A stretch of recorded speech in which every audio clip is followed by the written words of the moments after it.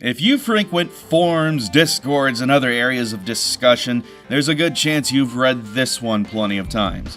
I'm creating a game that'll feature 15 stages, 2 levels apiece, with original art and music and 8 different playable characters, and you get the idea.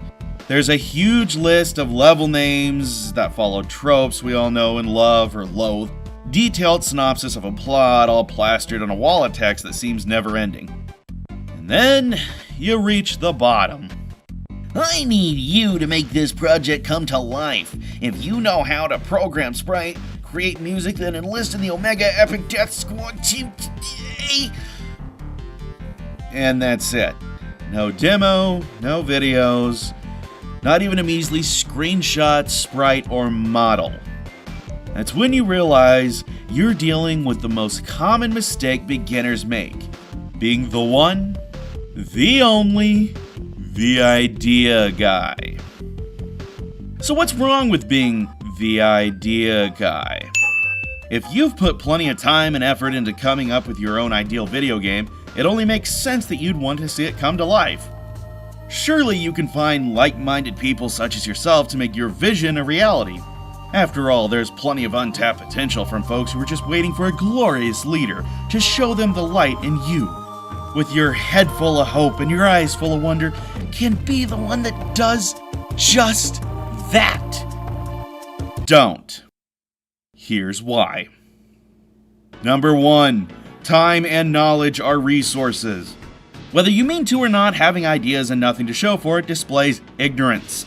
That's the last thing someone with both time and knowledge wants to waste on, especially with someone who has no idea how to manage or use either.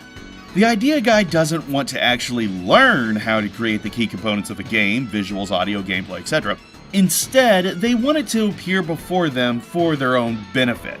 The biggest thing to understand is that time is just as important as talent. The idea guy's project could easily be spent honing their craft, working on their own personal or other projects they're already invested in, or, most importantly, making money. The idea guy wants to oversee, not pay. We'll get into that a little bit later. 2. The idea guy never knows how deep game development runs.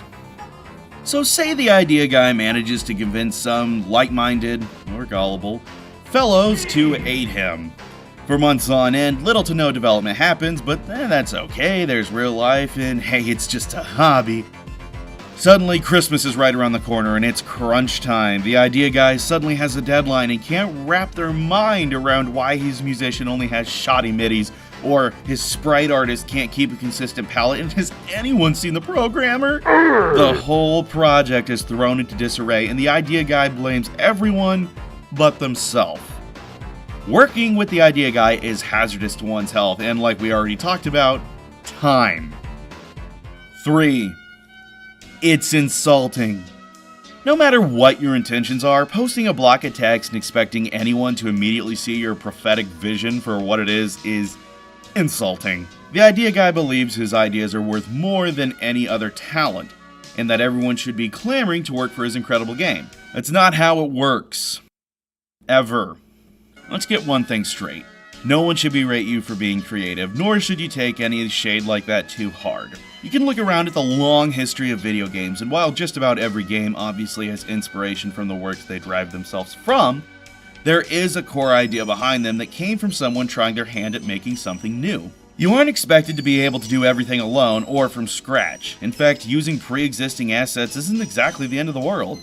You shouldn't lean exclusively on these, but they can fill the gaps in certain areas if you're looking to save time.